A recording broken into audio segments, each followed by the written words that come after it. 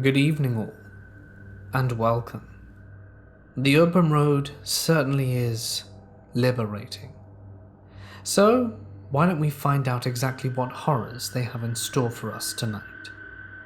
If you listen to this channel frequently, you may be surprised to hear that 73% of you are actually unsubscribed.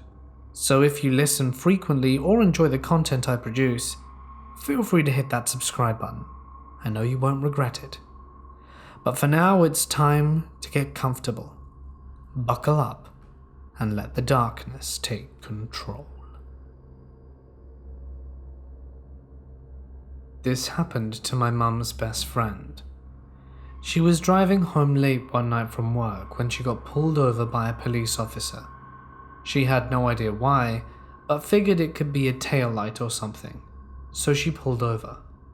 When the officer approached, he confirmed to her that her taillight was out and asked for her license and registration.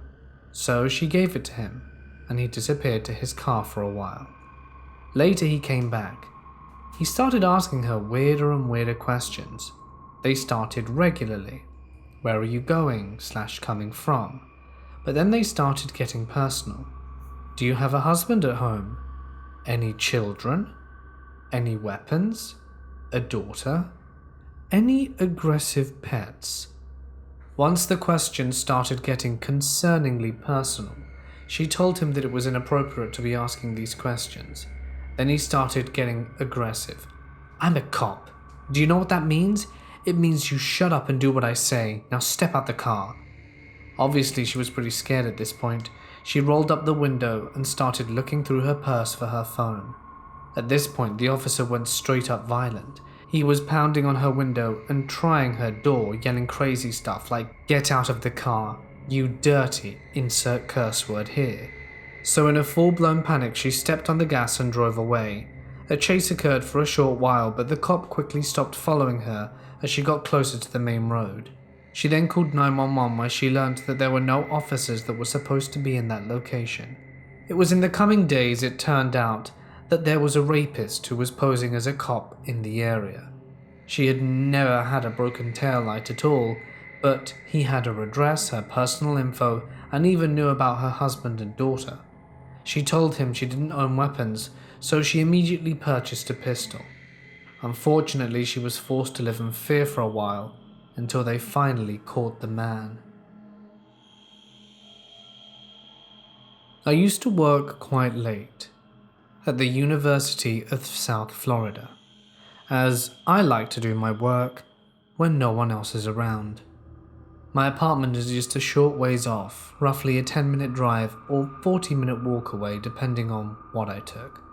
So while I do live in Tampa and it's far and away from the cities, no 3-story buildings in sight, a few neighborhoods, ample amounts of trees and ponds, and a stone's throw away from a rather sizable state park of 240 acres, which in turn is adjacent to a substantially larger wilderness area.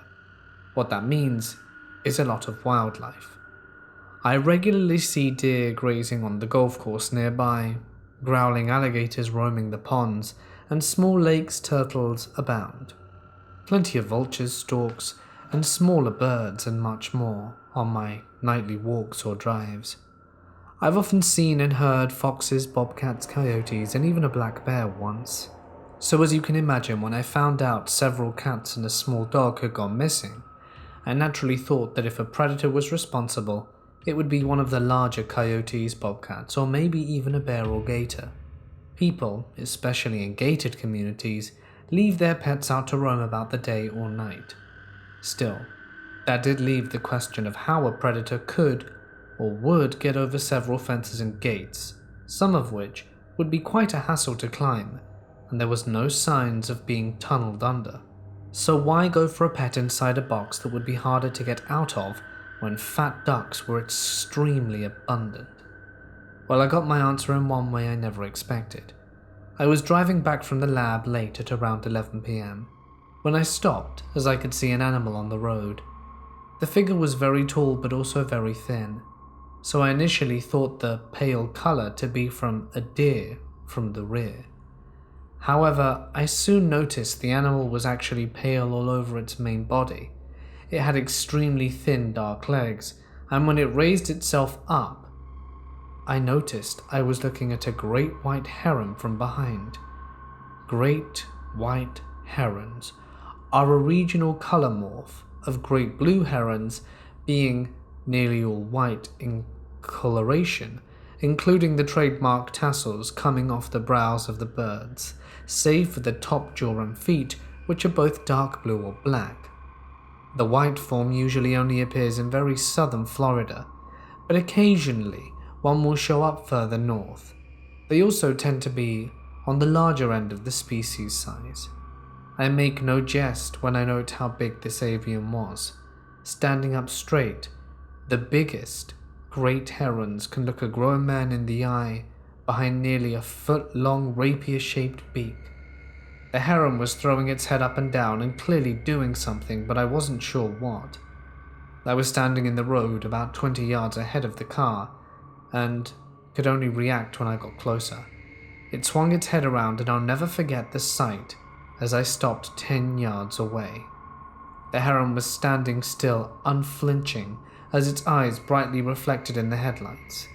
The white feathers across the chest and part of the wing were stained in a tarry red from coagulated blood, as it had half of a cat hanging out of its mouth. Herons can gulp down surprisingly large prey, such as big fish, muskrats, bullfrogs, and even young alligators. But it's one thing to see them swallow a wild creature whole, in still frame or in pixel on a video. It's a whole different ordeal to see one doing it in the flesh after having killed its prey by impaling it on its beak. When I compared the beak to a rapier earlier, I meant it. They can impale that thing through the armored scales of a garfish. Herons have been known to kill eagles by ramming their beaks through the latter's chest. Poor cat never stood a chance. The heron didn't seem at all fazed by my arrival. Instead, it flicked the dead cat back and forth into position in its mouth before tilting its head up. You know that shot from Jurassic Park when the Tyrannosaurus swallows a goat?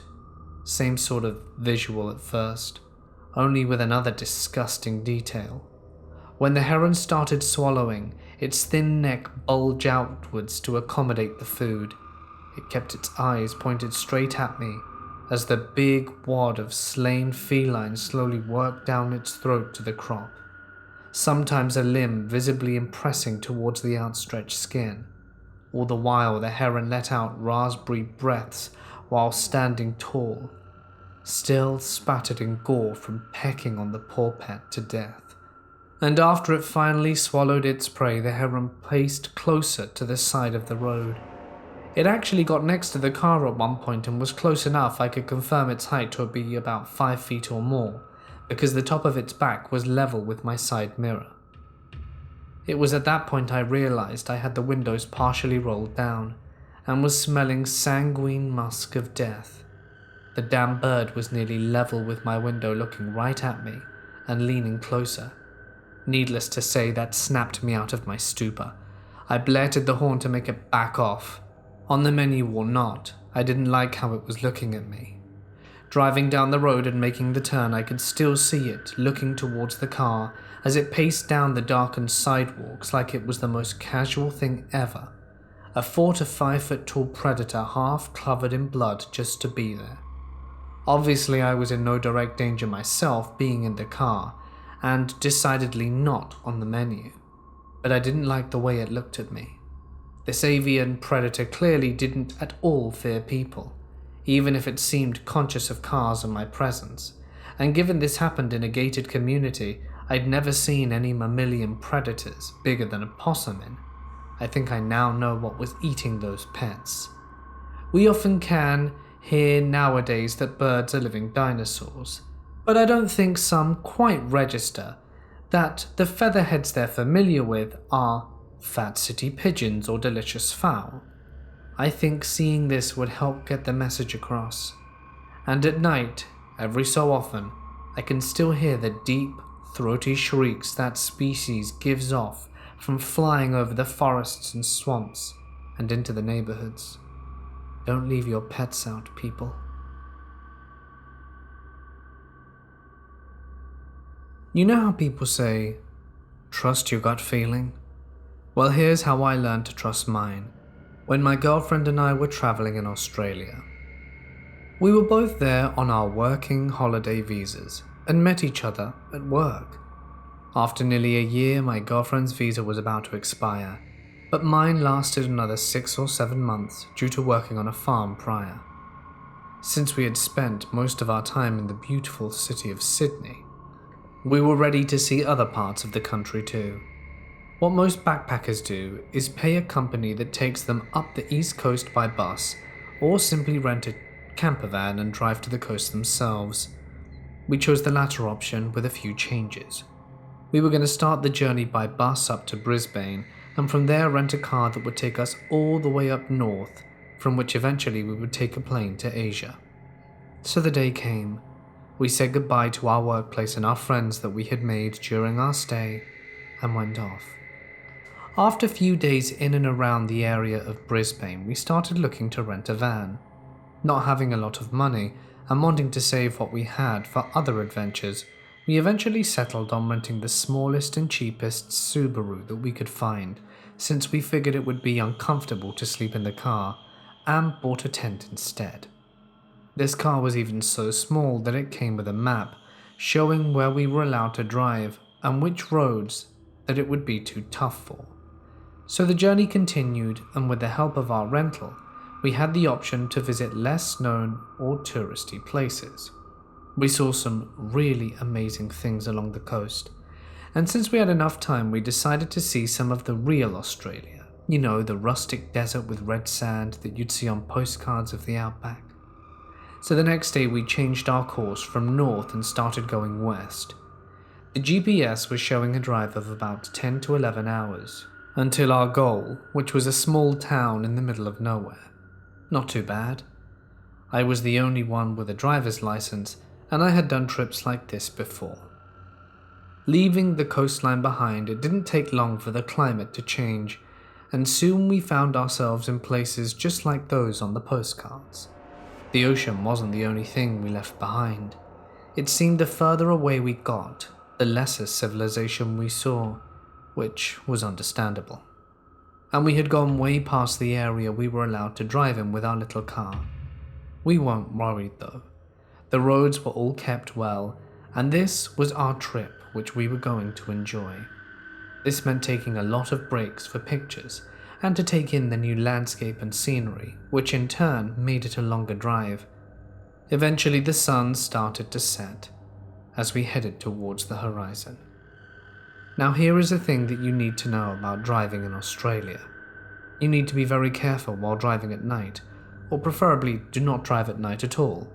This is due to the amount of kangaroos crossing the road, with some of them being as large as a fully grown man.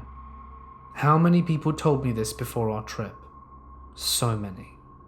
But during our drive, we were so far away and hadn't seen a single one, and figured that people must have been exaggerating. Now as the sun started to set, and we actually saw a kangaroo for the first time. It was nice, seeing it up close. We soon realized what people had been telling us was true. With the sun gone, the sides of the road started to fill with them. It was almost like something out of a vampire or zombie movie. After a few close calls, we had to slam on the brakes to not hit any crossing animals, and we eventually just kept a very slow pace. This, of course, meant an even greater delay in our drive. After a while of driving like this, and when daylight was completely gone, we came across a small town. Being quite hungry, and not knowing how long it would be to the next town, we decided to stop and see if we could find anything to eat. This place we had just ended up at gave us a bit of a freaky vibe. Maybe it was just because we were in the middle of nowhere, and we both came from the city. Perhaps it was because the place was so badly lit, and there probably wasn't more than 10 houses. My city brain probably freaked out a bit and thought, this looks like the hills have eyes. At least it had a bar and a restaurant. The place was probably frequented by truckers going through these roads. We entered, and I guess every person in the town must have been there, which weren't much, along with one or two truckers. My girlfriend and I stuck out like sore thumbs. As soon as we sat down and ordered our food and drinks, the people next to us, it may have been some sort of family, sat down by the table next to ours. We ate. I didn't pay them much attention. That is until I heard something they said, which made my ears grow wide and a chill that ran down my spine. Now I can understand that people living out there would have fun spooking the tourists coming through, and I'm not sure if that's what their intentions were, but it got my attention as they uttered Wolf Creek. If you've been in Australia, you may have heard about the story. I don't think any traveller there hasn't heard of it. Looking back at it, it sometimes felt like a mythological creature you would tell your kids about to scare them. Except, these stories are true. Wolf Creek is a movie based on a serial killer who targeted backpackers traveling in desolate places in the 90s. I guess it happened in various ways, but he often incapacitated and tortured his victims before ending them. As you can understand, it is a nightmare for backpackers. However, fortunately for everyone, he was eventually caught and imprisoned. What this group of people next to us were talking about was that the police had arrested the wrong guy, and that the real Wolf Creek killer was still out there. I was sitting there listening to every word coming out of their mouths while my blood was running cold, and trying not to seem disturbed in front of my girlfriend, who didn't notice the conversation taking place. Again, I'm not sure if they were just full of rubbish and were trying to scare us, but I was getting freaked out. As we finished eating and paid, we were leaving, and the trucker sitting in the bar turned to me and said something like, "You really should stay here for the night. You're a fool if you're going to try and drive away at this time." Well, I sure as hell wasn't going to stay there with my girlfriend. I turned the door handle and walked out. Before driving off, I actually checked everything about the car to make sure no one had been messing with it while we were eating, but couldn't find anything wrong with it. As soon as we left the town, however, I started to understand what the trucker had been saying. If it was bad before, it was worse now. Kangaroos were running everywhere. I'm pretty sure we hit one small poor creature, and I'm saying pretty sure because I didn't want to get out to check even if I did. That's how bad my gut feeling about this place was. It made us eventually have to drive even slower than before, and we were now pushing 30 kilometers an hour, a grueling and excruciatingly slow pace. This was absurd. At this speed we would have to drive all night just to get to the next town. When I looked back in the rearview mirror, I started to get an even more uneasy feeling. Bright headlights coming up behind us fast. At the time we had been driving for about half hour out of town, and I couldn't see any trace of anyone, just us and another car out of nowhere. And I do mean nowhere, except for our lights and the lights following. It was pitch black. You might think I was too chicken to consider our circumstances. I bet you would too. You couldn't see anything except the part of the road that was illuminated. As the car came closer and closer, I got tenderer and tenderer until it was right behind us, lighting up our whole car. Then it just passed us. It was a massive pickup with a metal bumper guard in front of it. You could see how this guy could keep his speed. He had no respect for wildlife. As we took advantage of the moment and picked up our own speed to follow the car, we could see the unlucky kangaroos flying off his bumper guard. Well, that was all the excitement we had for the night. After a few hours, we could see the lights from the next town, which we had discovered was a bit larger and had a nicer feeling to it. We took into a hotel for the night and slept far into the next day. We weren't in a hurry to leave. In the morning, we took our time in staying in the area and having a late breakfast. The GPS said that it would be at least another 4 hours until we could reach our destination. We were on the road again in the afternoon, and in daylight, we could see what happened to the unlucky kangaroos that had been in the wrong place at the wrong time. The sides of the road were filled with carcasses, some new, some old, some probably had to have been there for years. We later learnt it hadn't rained in the area for about 6 years, so everything that died didn't decompose but simply dried out, and I guess there weren't that many animals out there that would eat bodies, at least not this amount. The stench was horrible. Every time we took a break and got out the car, I really don't think there was an area next to the road that didn't have some sort of bones or fur for the entirety of the drive. As the sun started to set, we got a bit anxious again. We really didn't want to have to redo the experience from the night before.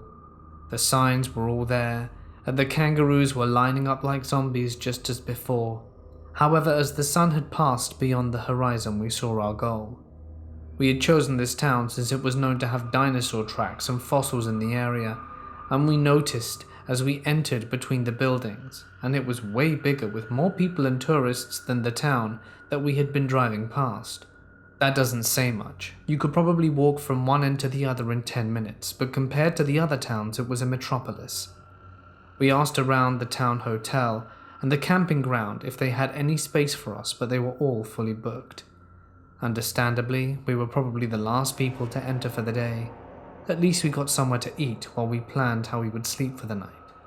Since we didn't want to be rude to other people living there, we thought it wouldn't be a good idea to sleep on the street in our car, and both agreed not to sleep in the tent we bought because of snakes and spiders, you know. Well, eventually we came up with the idea to park just outside of town and sleep in our car there. We found a spot that usually must have been used for truckers to park. It was dark, so I'm not sure, but the ground was made of asphalt, and we could just make out the signature of a bus standing in the dark. The bus driver must have either slept in there or in the hotel. In front of us was the town, illuminated by the streetlights, and behind us was absolutely nothing. It almost felt like being on the edge of drifting into the universe. If you would have continued in the direction right back from where we were standing, you could probably have driven for days without seeing another human or anything man-made. The map showed no roads or settlements in that direction for ages. We made ourselves as comfortable as we could in our small car and said goodnight before trying to fall asleep. Maybe it's just something that automatically kicks in at night, but it's a really uneasy feeling that was upon me, and the conversation between the people yesterday was still ringing in my ears. The townspeople had long since gone to bed, and it was dead silent. Actually, everything was dead silent. Not a bird or insect was making a sound, not even the wind. Before I started to doze off, I looked at the dashboard. 12 a.m. it said. Suddenly my eyes flung open, and my girlfriend grabbed my arm and was holding a tight grip, looking at me with fear in her eyes. "What's wrong?" "I don't know. Something feels wrong." I understood. I could feel it too. The bad gut feeling was turned up beyond maximum. The clock on the dashboard showed 2 a.m. I looked around through the car window. It was difficult to see anything since we had fogged up the glass with our breath. The bus, however, was no longer in its place. It was now just us. We were all alone. Suddenly a loud bang sounded from right behind the car. It was the sound of metal to metal, and I could feel my heart beat so hard and could even feel the pressure all the way down to my toes. "Go," my girlfriend screamed, and I couldn't agree more. I stuck the keys in the ignition and started the engine as quickly as I could. It's lucky we had rented an automatic car, because I'm sure I would have panic stalled in another one. All the birds were screaming and shouting as loudly as they could from the bushes and trees around us. They all knew that something dangerous was about. Dust and gravel were flying around the tires as we sped out of the rest stop. I didn't really know where we were going, but I just knew that I wanted to get the hell out of that place. We reached the town center. In the square, we looked around to see if anyone was following us, and noticed several other cars and trucks being parked around us with people sleeping in them. This gave us some assurance that our hearts could slow down a bit. After a while sitting there, going through what happened, I guess my girlfriend fell asleep. Or maybe, like me, she just appeared to be. I kept at least one eye open until it started to get light out about 3 hours later. When we both awoke again, the sun was already far in the sky, and people were out and about on the streets. As I was about to open the door, I noticed a large greasy handprint on the driver's side window. I'm not sure if it was there when I eventually closed my eyes a few hours earlier, or if it had been planted there afterwards. As I looked at the dashboard again to see what time it was, something else caught my attention. The indicator showing which doors were open, and it showed that the door behind me wasn't closed. I looked behind it, and sure enough, when I stepped out to check, I noticed that it wasn't. I'm not sure if it was us who didn't manage to close it completely the previous night, but what I do know is that we had slept with the doors locked. But if one door had been open, that means anyone could have gotten in. Yet again, I don't know if someone was just playing a prank on us, or if it was something more sinister. When we talked about it later, my girlfriend had been thinking it had something to do with aliens. She had quite a phobia of them, and there have been several strange sightings in the outback of Australia. However, my thoughts regarding the night's events made me remember the conversation about Wolf Creek Killer again, and how they said he was never caught. What scared me the most about this incident wasn't the loud banging behind us or the handprint on the window, or even that the door had stayed open. What scared me the most was that both of us, me and my girlfriend, felt that unexplainable feeling of terror that made us wake up in the night. It's that feeling that is now convincing me it wasn't just someone playing a prank, but actually someone wanting to harm us. After we had woken up in that morning, we had our breakfast and everything felt great again, and the gut feeling that I had been having for the last 2 days was gone. The rest of our trip went great, and without any more scary incidences. However, it did teach me one thing: to always listen to my gut. This happened a few years ago when I was bartending in college. I was coming home down a stretch of divided highway at 3 a.m. when I noticed a car heading towards me in the wrong lane. I doubted myself at first and thought the car was on the other side of the highway.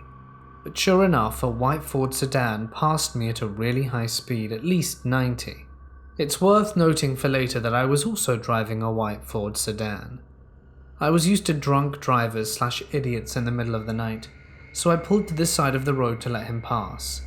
I had a moment of clarity and thought to call the police, thinking this person could hurt themselves or someone else.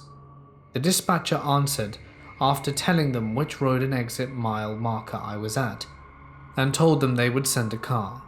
The police station was only a few exits away, so I figured they would send somebody and I would just drive home. As I headed back onto the highway, I noticed some lights a few miles behind me. I live in a more rural part of southeastern Pennsylvania, and traffic at 3 a.m. tends to be truckers and cops. The car gained on me as I was getting close to speed, so I stayed in the right lane and waited to be passed. Instead, they flipped on their high beams, making it uncomfortable to drive, and rode my tailgate. At this point, I thought I was going to be pulled over by the police. I drove a white Ford sedan and had just called about a different white Ford sedan. So I grabbed my registration from my glove box, when suddenly the car behind me audibly slammed on the brakes and stopped in the middle of the highway. They must have shut off their car because the lights went out, and I saw what looked to be the same Ford sedan from earlier. Still, I thought it may have been a police car, as they had a roof rack, and it could have looked like I had reached for my gun in my glove box or something. I panicked and called 911 for a second time and asked the dispatcher if they had sent a cruiser to investigate. The dispatcher was a little curt with me and assured me that they had sent someone. "Sir, we've sent a trooper out to find the car." "Okay, I only asked because someone is following me and acting super weird. It could be a cop, and I think I freaked them out by getting my registration." "Are you getting pulled over?" "No, they didn't turn on their lights." "Let me try to get the trooper we sent out." As she was talking again, the car sped up towards me and stopped inches from my bumper.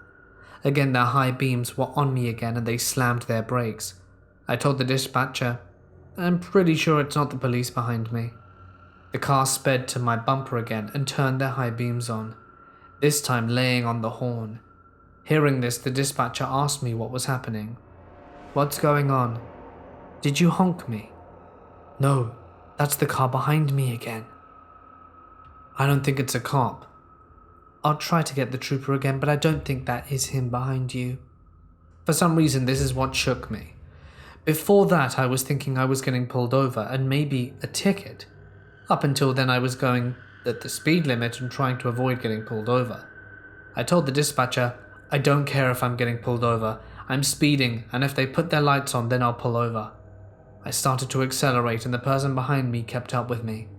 The speed limit was 55, and they kept on my bumper the entire time, but this time they were swerving. I tried to signal for an exit and bail out, and they followed. At the next exit, I took the off-ramp and continued onto the on-ramp, and the car behind me followed the whole time. I thought I was about to go to Wawa, a convenience store / gas station that's pretty much the only populated place in southeastern Pennsylvania at 3 a.m. But the dispatcher thought it would be unsafe. She was calm and talking to another person, trying to send the police to me. The other person, maybe a supervisor, asked if I could drive to the police station. Realizing that I was one exit away, I told her I was going there and said that she would have the troopers meet me outside. As I pulled off the exit, the car followed me. I blew a few red lights trying to get to the police station, and the car tried to pull into the other lane to pass me or pull up alongside me. Once the police station was in view, I put on my turn signal and the car slammed on its brakes again, turned off their lights and turned into the parking lot. The story kind of ends anticlimactically, as I pulled into the police station and met the troopers. 2 of them went out to find the car and I stayed with the 3rd. I thanked the dispatcher and her supervisor, and the straight trooper escorted me home after taking a statement from me. I was never called to follow or testify, so I can only assume the person didn't get caught. This happened a few months ago. I'm a 23-year-old female and I finally bought a car for myself. I love driving around and listening to music alone or with my siblings. This very night it was around 7 p.m, wintertime, and I took my 2 siblings, 18-year-old female and 13-year-old male, out for a drive after their consistent pleading because they were bored. Now I'm a smoker, and coming from a South Asian household, women aren't meant to smoke, so I took the opportunity to smoke without worrying that my parents could catch me. The city I live in has a good side and a bad side, and I lived in the very good side, or so I thought, a quiet suburban area. I didn't hesitate to park somewhere, get out and smoke for a while leaning against my car, as I don't like smoking in my own car, and scrolling away on my phone. I parked underneath a lamppost and got out and lit my cig, and all was well. It was dark, but I wasn't scared as I visited that road regularly, and it wasn't too far from my aunt's house. As I lit up, I looked up from my phone and looked around to see a man walk out of the shadows from a bush. I didn't think anything of it. I see people going for walks all the time around here. He was at least 6'4", was on the opposite sidewalk, and I assumed he was just going to carry on walking, so I carried on looking at my phone, until I look up to see him just standing there, fully facing me and watching me. My sister in the car must have been watching him too, and knocked on the window, telling me to come in. I had already butted out my cigarette and was making my way to my car door, keys in hand, and the guy was still standing there completely still. I got in anyway, locked my door, and breathed a sigh of relief, thinking perhaps I was just overreacting. I put my key in the ignition, and I turned to see where the guy was, and I see that he's now behind my car, taking pictures of my car and my registration number. I rolled my window down the tiniest bit, and I could see his face a little clearer. He was of Indian descent, with a beard and hoodie over his head, showing some features on his face. I asked politely what he was doing, and he came towards my window but stood a bit of a gap away. In the most aggressive tone, he said, "Do you know who I am?" No. I didn't know whether it was rhetorical or not. "I have a lot of stuff going on in my house and I don't need you here parking here watching me. You look real suspicious randomly parking here with your friends. Get the hell out of there. What the hell do you think you're doing?" I nervously chuckled to myself, trying to keep calm, but my anxiety was already halfway through the roof at this point. I didn't understand how I looked in any way threatening, as I'm a small girl who's been told I look like a kid. I was in my pajamas and clearly minding my own business. Look, I just parked here to smoke. I come here all the time and live nearby. He got right up to my window, slid his fingers through the gap, and forced my window all the way down, screaming at the top of his lungs for me to get the hell out of here. I screamed in terror and told him to stop swearing as I had a minor in the car, and he was scaring him. I don't know why, I knew he wouldn't exactly care. He screamed and went red. "If you don't get out of here now, I'll damage you in your car." My adrenaline was already hitting peak, so I was terrified, didn't even bother putting my seatbelt on, and jolted out of there in a panic. I went straight ahead at a junction leading me to a dead end, but I took that opportunity to just calm down. My whole body was shaking with adrenaline. I couldn't even keep my foot on the clutch. My sister was quickly asking me if I was okay. Before I could even answer, I see a pair of headlights zooming towards me. It was the guy going at least 50 miles an hour on a 20 miles per hour road. He nearly crashed into my car, but by some miracle he didn't. He jumped out the car, and this is when I realized my window was still all the way down from when he forced it down. I wanted to cry, and I quickly tried to shut my window, but he was too fast. He half threw his body into my car, through my window, and I screamed so loudly, with his ear right next to my face, I'm sure I deafened him. He was trying to steal my car keys from the ignition. I thanked my lucky stars that with my car, in order to get the car keys out, I would have had my foot on the clutch, which I didn't. With one hand, I was pressing down on the horn of my car to make as much noise as possible to alert the people in their houses, and with the other, scratched his hands away from my car keys, and my poor siblings were in the car bawling their eyes out. My little brother had no idea what he could do to protect me, and my sister was in the passenger seat experiencing all of this in front of her eyes. I hurt the guy enough for him to get out of my damn car. "I told you to get out of here or I'll hurt you. I told you." The guy attempted to pull up my door handle trying to open it and get in, and then I noped out of there. I didn't care that my body was half shaking like a fish out of water. My main priority was now the safety of my siblings and myself. I knew that we were making a loud commotion. I held onto the horn of my car trying to get the attention from other houses, but nobody helped. It was 7 p.m, and I was certain that people would hear me screaming, but they all acted oblivious. I managed to wriggle my way out of that dead end and went to a new street, and to a totally different area and parked. I knew this probably wasn't a good idea, but I knew the guy wasn't following me, as I drove around for a good 10 minutes. I just released my emotions, and me and my sister and little brother were just sitting there in the car sobbing away. This was the first time that anything like that had ever happened to me, or any of us. I rang the police and immediately wanted to punch myself in the face when the dispatcher asked if I got his registration. Of course, in my panic, I didn't.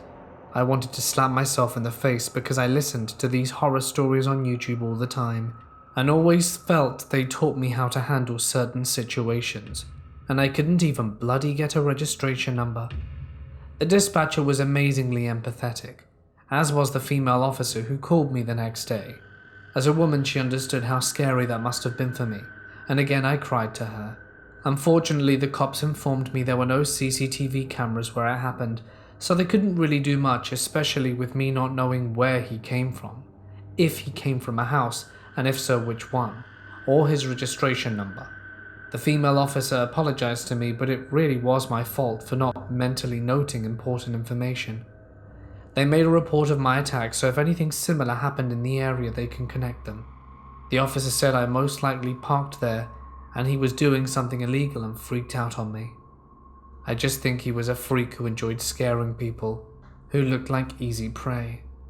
So to the creep who tried to steal my car, let's not meet again. Hey guys, it's Mort here, and did you know 73% of you aren't subscribed but listen regularly? Why? Do you not enjoy my videos? But why do you listen if you don't enjoy them. I don't really know. I don't really get it. If anyone can explain that to me, I know I've asked before, I'd appreciate that. It's just a bit, well, I don't really get it. Comment down below if that's you and, tell me that you subscribed so that I can feel really good about that. But in all seriousness, thank you everyone who watched. I hope you enjoyed the stories today. If you did, you know what to do. Subscribe. That's how you can let me know. And I'd like to also give a huge thank you to our wonderful members and patrons for their continued support of the channel. It really does mean a lot. You guys are amazing. It helps me out a bunch. Christmas is getting so close, it's crazy. I really don't know how the year just crept up on us like that. It's going to be 2021 imminently. Alright then, I think I'm going to sign off here. Stay awesome, I mean. And I'll see you in the next one.